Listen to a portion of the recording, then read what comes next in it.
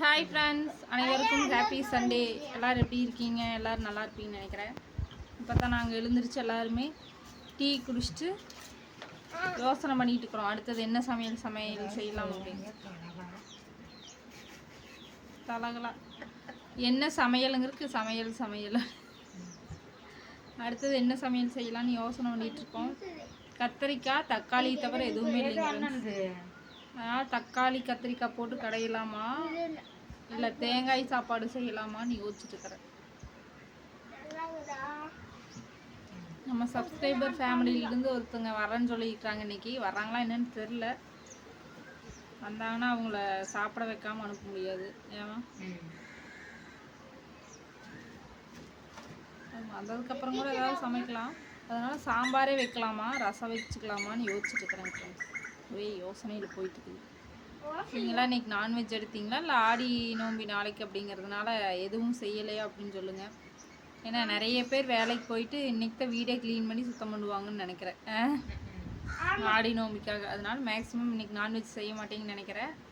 நாளைக்கு ஆடி நோம்பிக்கு நிறைய பேர் செய்வீங்க. ஒரு சிலர் வீட்டில் நாளைக்கும் செய்ய மாட்டீங்க. நீங்கள் என்ன நான்வெஜ் செய்கிற கேட்டகரியா இல்லை வெஜ்ஜு செய்கிற கேட்டகரியான்னு சொல்லுங்கள். எப்போதுமே செய்ய மாட்டோம். எப்போவுமே வெஜ்ஜே தான் செஞ்சுட்டு இருந்தோம்.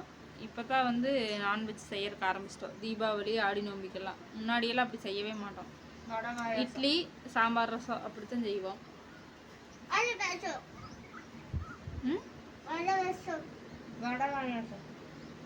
வடை பாயாசம். இங்கே வருங்க ஃப்ரெண்ட்ஸ், இந்த பிம்பிள்ஸ் நிறைய வந்துருச்சுங்க ஃப்ரெண்ட்ஸ். நான் பிறந்ததுலேருந்து 30 வருஷத்தில் வந்ததே கிடையாதுங்க.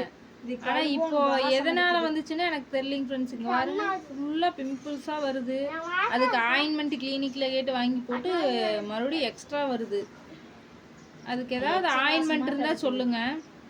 இந்த மாதிரி பிம்பிள்ஸால் பாதிக்கப்பட்டவங்களுக்கு ஆயின்மெண்ட் தெரியுமில்ல, கண்டிப்பாக மறக்காமல் போட்ட உடனே மறையிற மாதிரி ஏதாவது இருந்துச்சுன்னா ஆயின்மெண்ட் இருந்தால் தயவு செஞ்சு கமெண்ட்ல அந்த ஆயின்மெண்ட் நேம் சொல்லுங்க. ஆமாம், ஒரே நாள்ல நல்லாச்சு. காலில் இருக்கிற புண்ணுக்கு எங்கள் அம்மாவுக்கு ஒரு ஆயின்மெண்ட் சொல்லியிருந்தீங்க. எப்படி அழகா இருக்குது இப்போ கால். ஒரு சிஸ்டர் அந்த ஆயின்மெண்ட்டை யூஸ் பண்ணி அப்படியே டக்குன்னு கேட்டுருச்சு. அது மாதிரி ஏதாவது பிம்பிள்ஸுக்கு இருந்துச்சுன்னா க்ரீமு ஆயின்மெண்ட்டுக்கு இது இருந்தால் சொல்லுங்கள். போட்டு டக்குன்னு க்ளீன் பண்ணுறதுங்க. வரும் வலிக்குது வேறு. புதுசாக இத்தனை வருஷமாக எல்லாம் வந்ததுனால ஒரு மாதிரி இருக்குது. என் ஃபேஸை பார்க்குறதுக்கு வித்தியாசமாக. ஆயின்மெண்ட் இருந்தால் சொல்லுங்கள் கொஞ்சம், சரிங்களா? மறக்காமல் தயவு செஞ்சு கமெண்டில் சொல்லிடுங்க ஃப்ரெண்ட்ஸ். நேற்று இதை வாங்கும்போது திட்டி போட்டு இப்போ நீ எடுத்து வச்சுட்டு மூஞ்சியில் போட்டுருக்குற. பிடிக்காது. அப்புறம் அதுக்கு இப்போ போட்டிருந்த சும்மா அப்புறம் என்ன பண்றது, வாங்கியாச்சு இல்ல.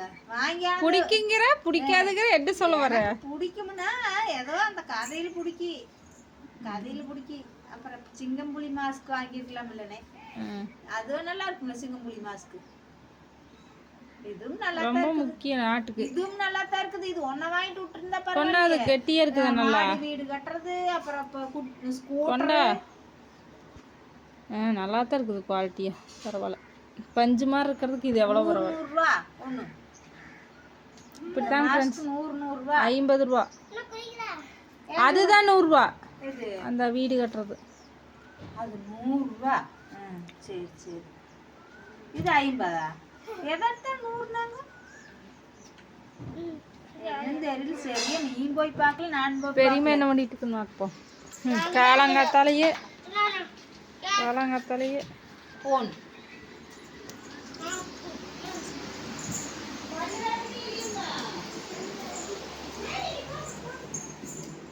இவங்க வந்துங்க அந்த பழசை வந்து எடுத்து போட்டு ஒரு கப்பில் ஊற்றி வச்சா தான் வந்து கொடுக்கணும்.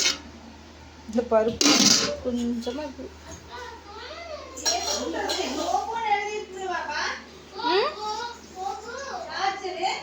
ஆமாம், கத்திரிக்காய் தக்காளி மட்டும்தான் ஃப்ரெண்ட்ஸ் இருக்குது. ஃப்ரெண்ட்ஸ் இன்னைக்கு நம்ம வீட்டில் என்னென்னு பார்த்தீங்கன்னா மீல் மேக்கர் கிரேவி, அப்புறமா தேங்காய் சாப்பாடு கிளறதுக்காக வறுத்து வச்சுருக்கேன். அப்புறம் ரசம், அப்புறம் வெள்ளை சாப்பாடு. ஃப்ரெண்ட்ஸ் இதுதான் நம்ம வீட்டு காலை உணவு. வாங்க சாப்பிட்லாம். ஃப்ரெண்ட்ஸ் இந்த ஃபேனுக்கு வந்து ஒரே சண்டை ஃபைட்டு. எனக்கு காற்றுல உனக்கு காற்றுலைன்னு. இவங்களுக்கு ஒன்று இவங்களுக்கு ஒன்று, ஆல்ரெடி 2 இருக்குது இளவரசம் வாங்கி வச்சது. திரும்ப ஒன்று நாங்கள் ஊர்லேருந்து எடுத்துகிட்டு வந்தோம், தொல்லை தாங்க முடியாமல். அது கம்மி இந்த ஒரு ஃபேனை ரெடி பண்ணால் கூட வேலை முடிஞ்சுது. சீலிங் ஃபேனை அது கொர்ருன்னு சுற்றுது ரொம்ப. நம்ம வாய் தான் நாம் சிரிக்கல, அது இடம் பொருள் ஏவல் தெரிஞ்சிருக்கோம். எல்லா பக்கம் சிரிச்சா பைத்தின்றுவாங்க. என் வாய் சிரி இப்போ காற்றே வராத பக்கம் நீ உட்காந்துட்டு இருக்கிற. இன்ன வரைக்கும் ஆறாதுனா காற்று விடாமல் அது ஆறி போன சாப்பாடு போட்டதுக்கு பாருங்க. இதெல்லாம் வேணும்னா உன்னாலதான் வீட்டுக்கு கழகமே உருவாது மாட்டேக்கு இருக்கணும். அதெல்லாம் நல்லதே இல்லை.